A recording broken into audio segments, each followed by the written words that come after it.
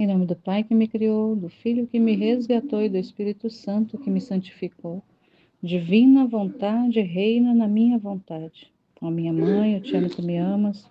Dá-me um gole da divina vontade para minha alma. Me abençoa, Mãe, para que todas as minhas ações sejam feitas diante de vossos olhos maternais. Vem, divina vontade, nesta ação que estou a fazer e em todas as ações que farei durante este dia. Amém, Fiat.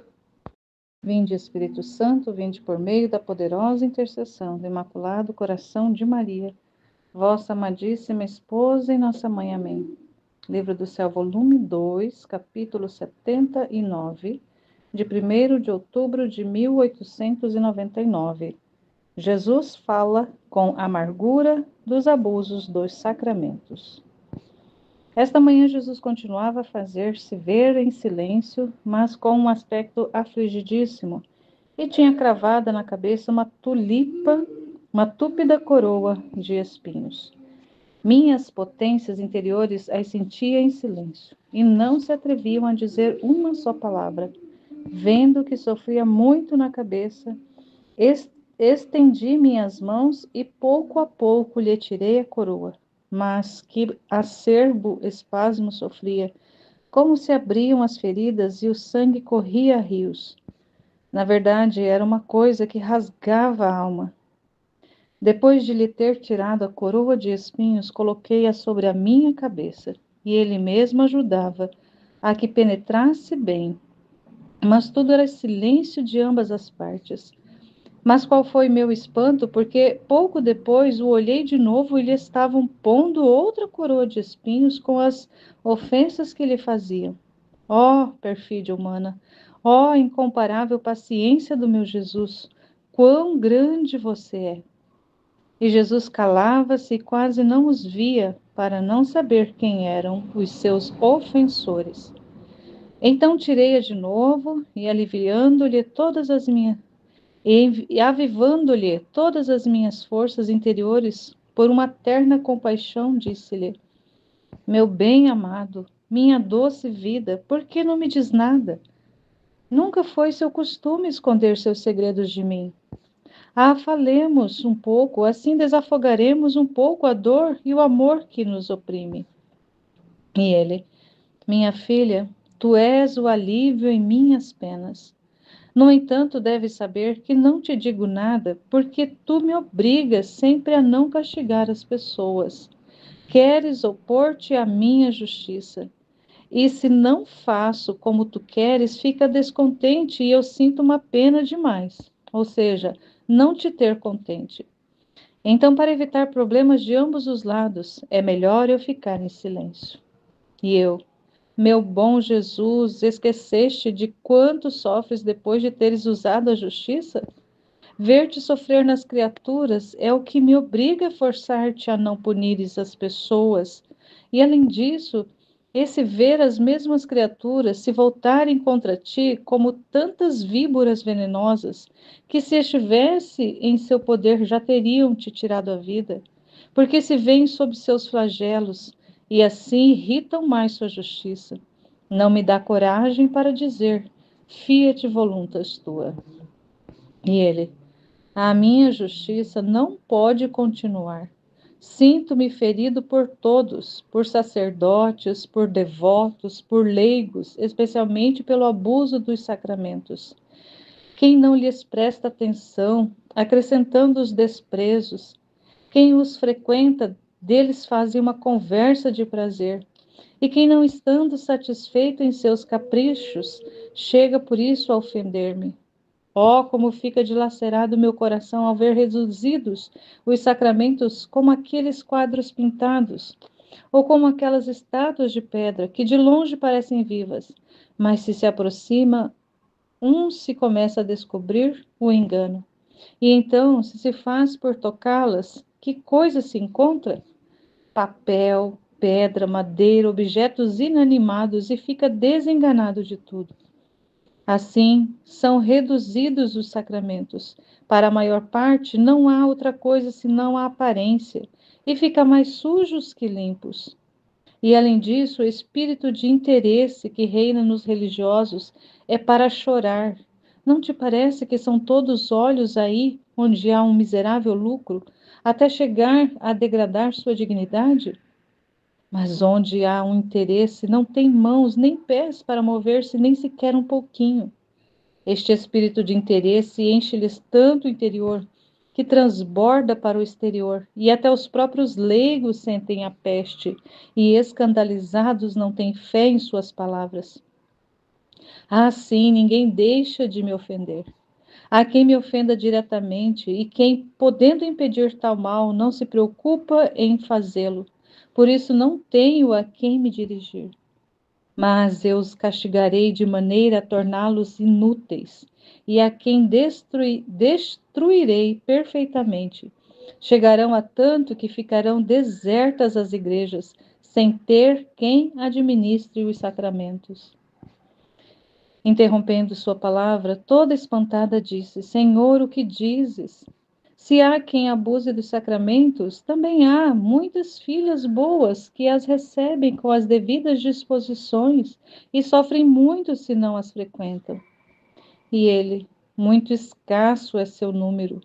E além disso, sua pena por não poder recebê-lo servirá como uma reparação a mim e para ser vítimas por aqueles que abusam. Quem pode dizer como fiquei ferida por esse falar de Jesus bendito? Mas espero que queira aplacar-se por sua infinita misericórdia. Depois disto, um pensamento me iluminou na mente acerca da hora passada no inferno e súbito disse: Senhor, perdoa-me, quantas ofensas te fiz.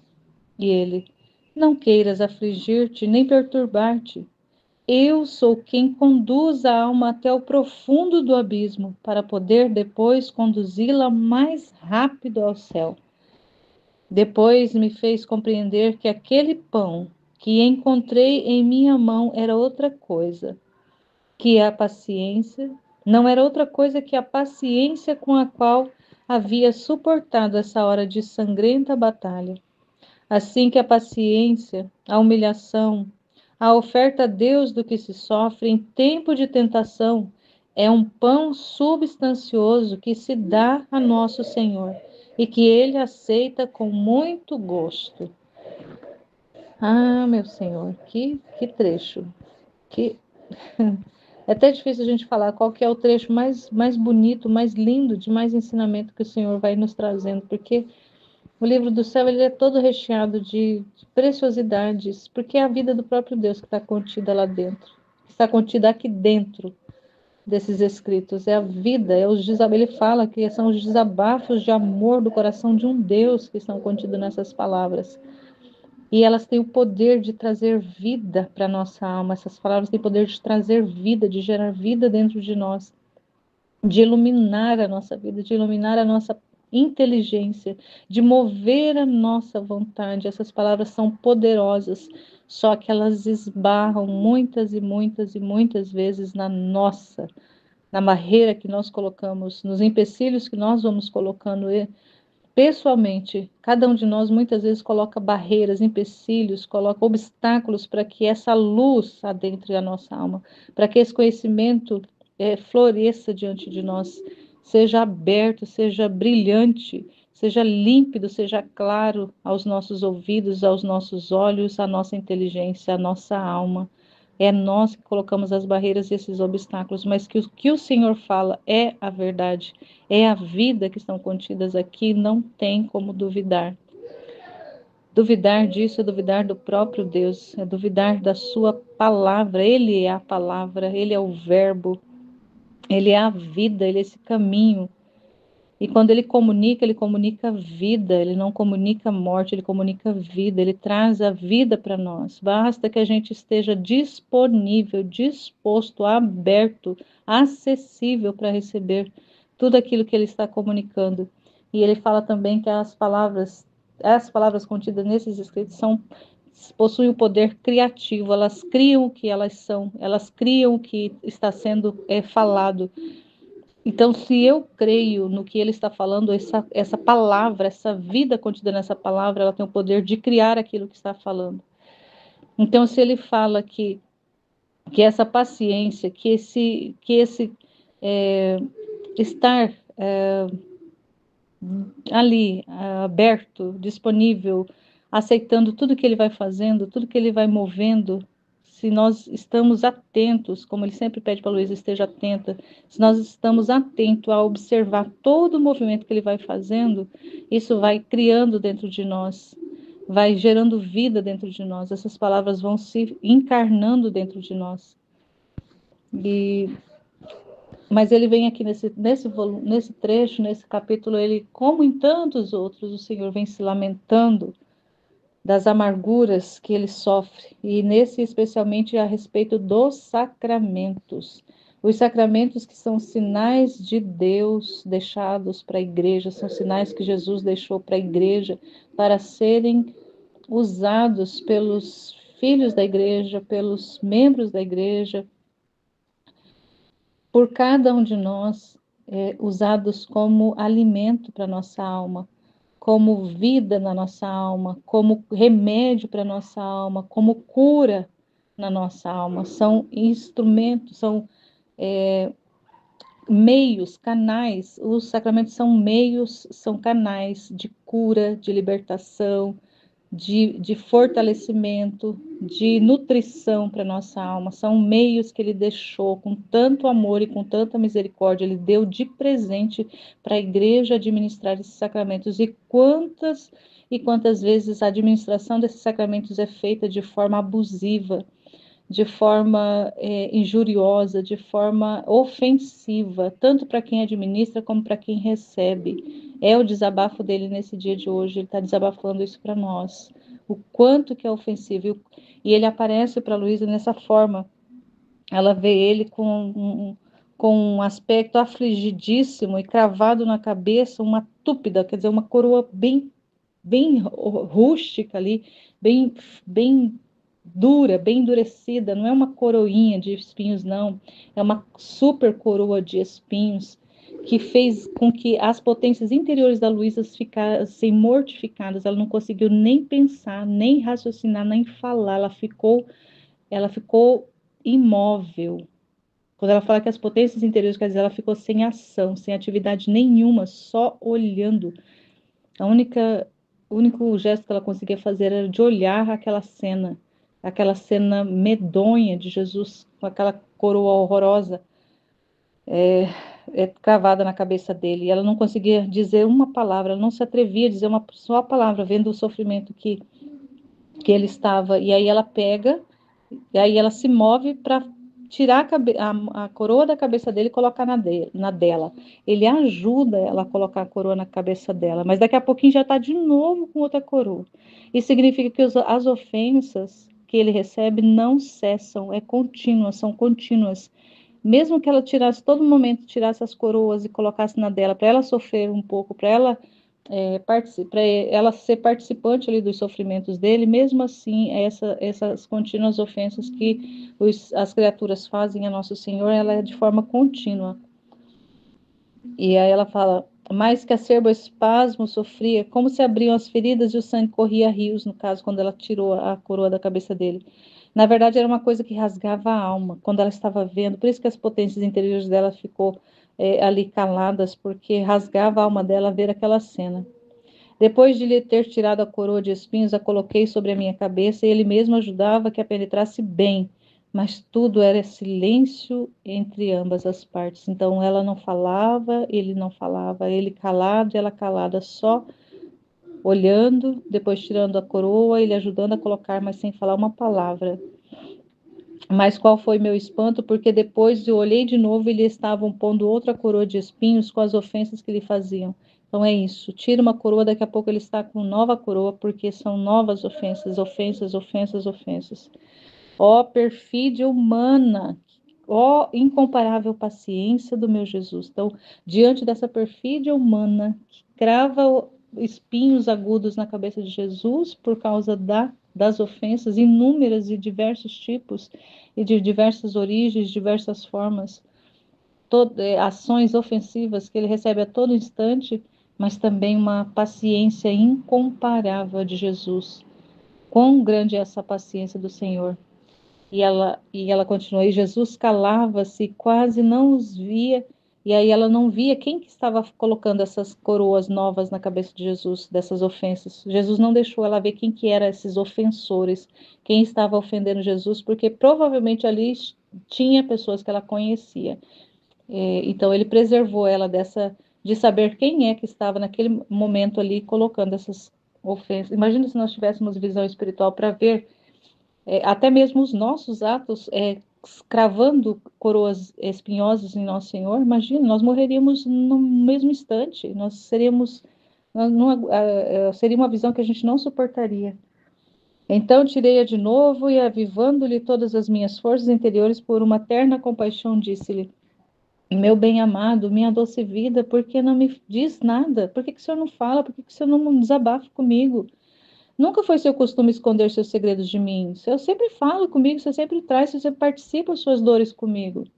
Ah, falemos um pouco, assim desafogamos um pouco a dor e o amor que nos oprime. Então ela estava oprimida, ele estava oprimido, ela estava participando ali daquele sofrimento dele, mas ela queria que ele falasse, que ele desabafasse, para que ambos pudessem desafogar, soltar um pouco para fora, externalizar um pouco essa opressão, essa dor, esse sofrimento. E aí ele vai dizer: minha filha, tu és um alívio em minhas penas. Luísa foi um alívio em muitos, muitos, muitos momentos, alívio às penas de Jesus para nos livrar. Ela foi alívio para as penas de Jesus, porque as penas de Jesus eram causadas pelas ações, pelos nossos atos humanos, pelos nossos atos ofensivos ao Senhor, e ela foi tantas e tantas vezes ali alívio para ele. No entanto, deves saber que não te digo nada, porque tu me obrigas sempre a não castigar as pessoas. Queres opor-te à minha justiça, e se não faço como tu queres, fica descontente, e eu sinto uma pena demais. Ou seja, não te contentar, não te ver contente.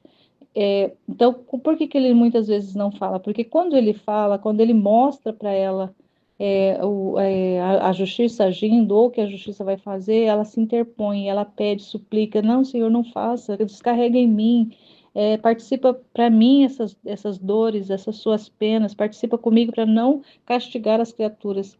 E aí, quando ela faz isso, ele acaba se vendo obrigado a não castigar e descarregar nela muitas vezes. O que era para descarregar nas criaturas, ele descarrega nela. E aí, por isso que muitas vezes ele não fala, para poder ela não se pôr no meio, para ela não se interpor à justiça, à ação da justiça. E às vezes, quando ele fala, quando ele participa para ela essas dores, ela também sofre. Então, para ele, tanto é sofrimento ele falar e ela se interpor e ficar sofrendo no lugar das criaturas, como também ele não falar também deixa ela descontente. Então, de qualquer maneira, o Senhor fica ali ferido por causa dessa realidade. Fala, fica ferido, não fala, fica ferido da mesma forma. Então, ele acha que é melhor ficar em silêncio. E ela diz para ele: meu bom Jesus, esqueceste de quanto sofres depois de teres usado a justiça? E muitas vezes ela suplica que ele não castigue, porque quando ele castiga, ele sofre muito mais do que as almas, porque como nós todos, seres humanos, estamos unidos a Cristo por participação, porque quando ele assume a natureza humana, ele assume toda a família humana. Misticamente, espiritualmente, todos nós estamos ligados a Jesus, queira ou não queira, rejeite ou aceite, nós todos estamos ligados a Jesus.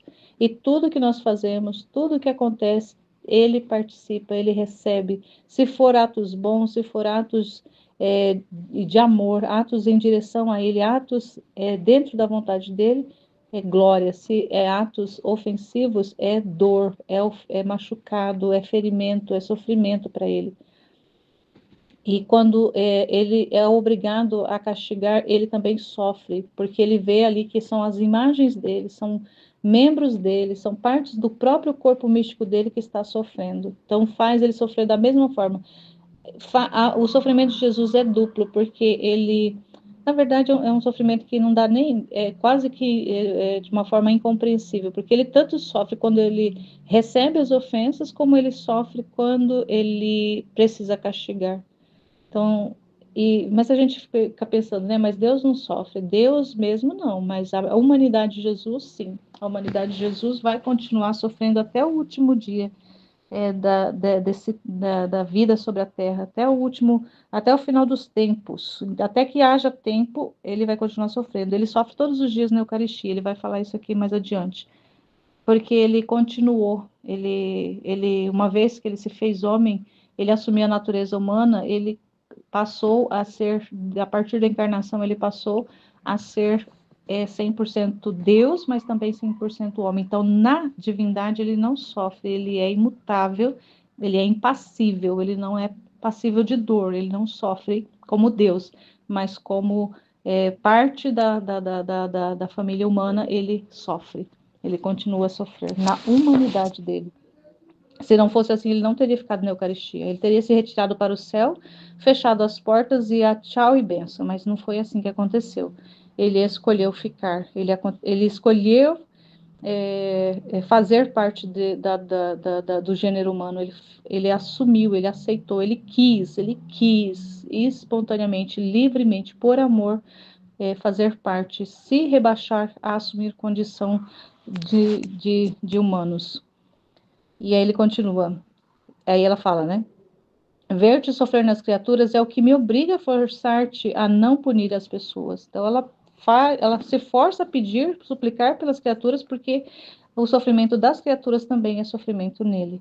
E além disso, esse ver as mesmas criaturas se voltarem contra ti como tantas víboras venenosas que, se estivessem em seu poder, já teriam te tirado a vida, porque se veem sob os pesos dos flagelos e assim irritam mais sua justiça. Não me dá coragem para ela dizer, fiat voluntas tua, quer dizer, não dá coragem para ela dizer, faça, Senhor, a tua vontade, porque se castigar dói, machuca ele, se as ofensas estão acontecendo, também machucam ele. Então ela fica sem ter coragem para dizer, faça, Senhor, o que o Senhor quiser, faça do jeito que o Senhor quiser, opera do jeito que o Senhor quiser. Ela fica ali meio que ela se sente impotente para dizer esse fiat para ele, deixar ele livre para fazer o que ele quiser, porque ela quer preservá-lo.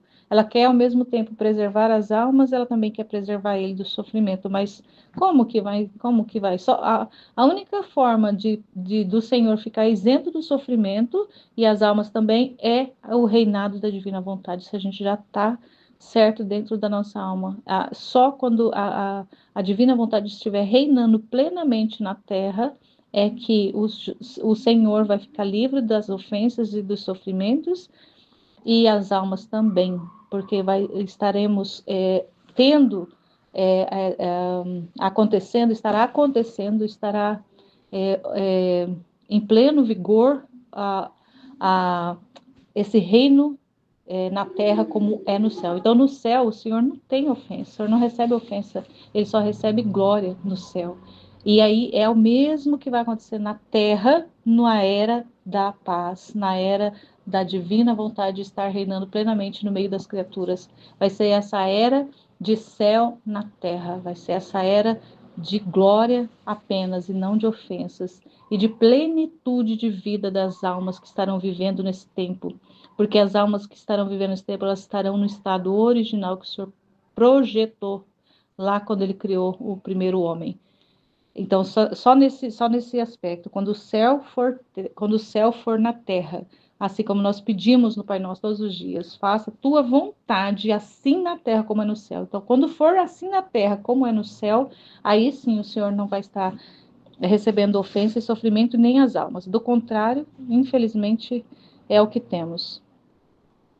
E ele, minha justiça não pode continuar. Sinto-me ferido por todos, por sacerdotes, por devotos, por leigos, especialmente pelos abusos dos sacramentos.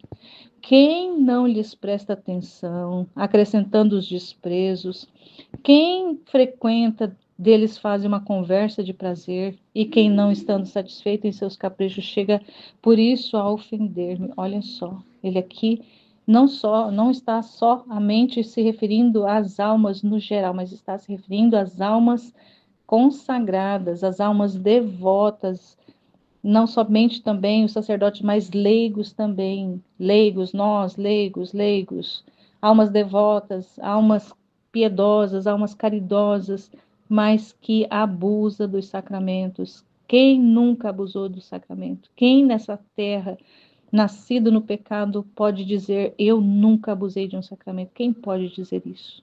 Eu acredito que ninguém esteja isento dessa culpa. E aí ele fala: quem não lhes presta atenção? Olha só, prestar atenção ao sacramento. Quem presta hoje atenção ao sacramento que está recebendo? E não prestando atenção vai acrescentando desprezo, é como se fosse algo comum, como se fosse algo corriqueiro, algo simples, ordinário, participar de um sacramento, seja ele um casamento, seja ele um batizado, seja ele uma primeira Eucaristia, um crisma, uma ordenação sacerdotal, uma consagração religiosa, seja ele uma participação na celebração e receber lá Jesus sacramentado, participar lá na mesa eucarística. Quem que dá devida atenção a isso? Quem está atento ao que está acontecendo? Quem está prestando atenção? E quando a gente não presta atenção, a gente está acrescentando desprezo, a gente está desprezando como se fosse apenas mais um dia na fila da comunhão, como se fosse mais um dia recebendo Jesus Eucarístico. E muitas vezes, frequentando esse sacramento, seja ele qual for, vai fazendo deles uma conversa de prazer. Uma conversa de prazer. Olha, imagina só se a gente ficar pensando quanta distração a gente vê nos sacramentos. Quantas distrações, quantas. Muitas vezes as pessoas fazem para aparecer, para fotografar, para festejar depois, para registrar, para ficar registrado. Eu batizei meu filho. Ah, eu casei. Ah, meu filho fez a primeira Eucaristia. Olha aqui a foto, olha aqui a filmagem, olha aqui as imagens. Eu vou postar lá nas minhas redes sociais. Meu filho sendo crismado, meu filho sendo batizado. Eu casei, eu estou casada, eu celebrei o matrimônio e muitas vezes fica lá só aquele ato supérfluo, aquele ato fútil para aparecer, mas o efeito mesmo, o efeito do sacramento na nossa vida, qual tem sido o efeito dos sacramentos na nossa vida real, palpável e concreta, na nossa vida concreta. Qual é o efeito? E o efeito do sacramento na nossa alma, ele já falou, ele fala no livro do céu, o efeito é de acordo com a disposição da alma. Nós podemos ir na celebração, recebermos Jesus Eucarístico todos os dias, receber comunhão diária, mas se a alma não estiver disposta para receber os efeitos, não estiver aberta, não estiver disponível, não estiver acessível, não vai valer de nada, ou melhor, vai valer sim, para ser acúmulo vai ser acúmulo de culpas para a nossa condenação. Se alimentar da própria condenação, vai ser o alimento da condenação e não da salvação. Em vez de estar nos alimentando da salvação, estaremos nos alimentando da condenação. E isso é muito, muito, muito grave. Isso é gravíssimo, isso é perigosíssimo. A gente muitas vezes brinca com a nossa alma, brinca de receber sacramento, a gente brinca de ir para a igreja, a gente brinca de participar, a gente brinca de ser comunidade, a gente brinca de fazer parte de uma paróquia. O quanto que isso é grave, Senhor, o quanto que isso é grave. E aí o que isso causa no Senhor? Ele ofende porque desconsidera, como se não valesse nada, como se não tivesse nenhum valor, como se não fosse o próprio Senhor ali contido no sacramento, como se não fosse Ele pessoalmente ali. Como fica dilacerado meu coração ao ver reduzidos os sacramentos como aqueles quadros pintados, ou como aquelas estátuas de pedra que de longe parecem vivas, mas se aproxima, se começa a descobrir o engano, e então se toca, vai ver o quê? O que vai se ver? Vai ver pedra, papel, madeira, objetos inanimados, e fica enganado, desenganado de tudo. Então, muitas vezes se olha para o sacramento e até tem ali uma aparência, existe ali uma vida, mas devido à disposição que a alma tem, aquilo passa a não ter nenhum efeito sobre a alma dela, o efeito positivo, o efeito de vida mesmo, mas vão ser como pedras, vão ser como um papel pintado. Você pega um papel, uma tela, faz um desenho, pinta ali, bonito, olhando assim, parece, nossa, que lindo, que maravilhoso. Parece que tem vida ali, mas quando você chega mais perto, você vai olhar, é apenas uma pintura. Não é real, não é vivo, é inanimado, é um objeto inanimado. Uma estátua, uma escultura de longe, parece, nossa, que lindo, parece que é real. E tem tantas obras de artes que são feitas, que é falado que são obras de artes realísticas, que olhando meio que assim, de relance, parece que é uma pessoa mesmo. Tem imagens de Jesus crucificado em tamanho real, que é tão. Ali tem muitas. Aquela cor da tinta é muito semelhante ao sangue, aqueles cortes, aquelas marcas, aqueles ferimentos, aquelas feridas tão. É esculpida de uma forma tão realística que quando a gente vê, parece que está vendo realmente uma pessoa ali, toda descarnada, toda ensanguentada, mas é uma pintura, mas é uma escultura apenas, não é de verdade, é inanimado aquilo.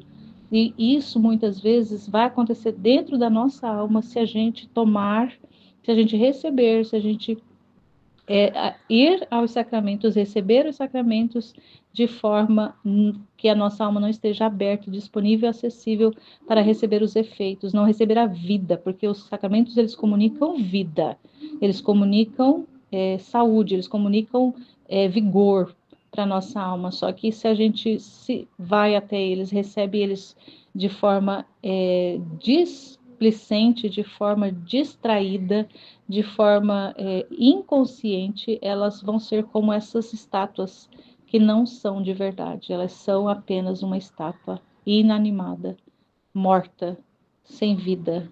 Isso pode acontecer conosco, isso pode estar acontecendo conosco. Então é tão importante a gente ver como que eu estou frequentando os sacramentos, como é que é, como quando eu vou na celebração, como é que eu me porto, qual é a minha postura, como que eu estou nessa, como é que eu estou lá, como é que eu estou diante do sacramento, quando eu vou na confissão, como é que eu estou diante desse sacramento. E além disso, o espírito de interesse que reina nos religiosos é para chorar. Não te parece que são todos olhos aí onde há um miserável lucro até chegar a enganar, a degradar sua dignidade? Então também, muitas vezes, o interesse de sacerdotes, de pessoas que estão ali à frente, responsáveis pela administração desses sacramentos, muitas vezes vai por interesse, por interesse. Então, às vezes, até mesmo no sacramento do matrimônio mesmo, que quem realiza o sacramento não é o sacerdote ou o ministro, mas os dois, é o casal que administra, que celebra, né? Que falamos, celebra o sacramento. Quem celebra o sacramento são os noivos. A igreja apenas está administrando, está ali, é uma testemunha qualificada, seja o sacerdote ou seja o ministro. Mas, de qualquer forma, muitas vezes ali o interesse. Quando é alguém que tem um pouco mais de posses, se dá muito mais atenção, se está prestativo para poder que saia tudo ok, para que saia tudo bonitinho, tudo organizadinho. Quando é alguém que não tem muitas posses, muitas vezes vai lá só no horário, chega lá, pá, pum, celebrou, fechou, tá, já saiu, vai embora e não quer nem saber. Quer dizer, os interesses que existem por trás, seja no sacramento do, do matrimônio, seja nas outras administrações dos outros sacramentos também. Quanto de interesses que existem, os interesses humanos, interesses pessoais, interesses individuais de muitos sacerdotes, infelizmente, sacerdotes e outras pessoas que estão à frente dessa realidade.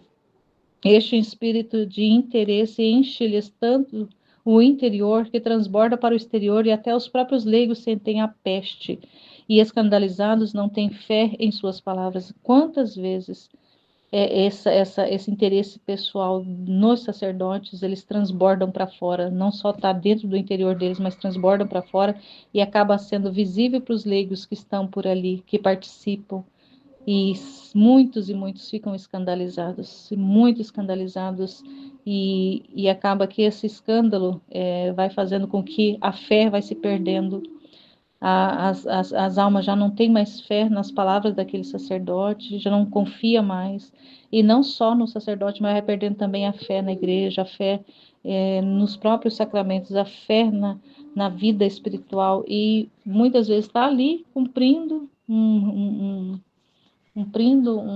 ritual, mas está totalmente fora, longe, abstraído do que realmente está acontecendo, sem nenhuma fé, sem nada, nada, nada, vazio, vazio, vazio de tudo de fé. E isso muitas vezes vem por parte dos próprios sacerdotes. Isso é uma tristeza da gente falar, mas é real, é concreto. Isso não é ilusório, isso acontece mais do que a gente possa imaginar.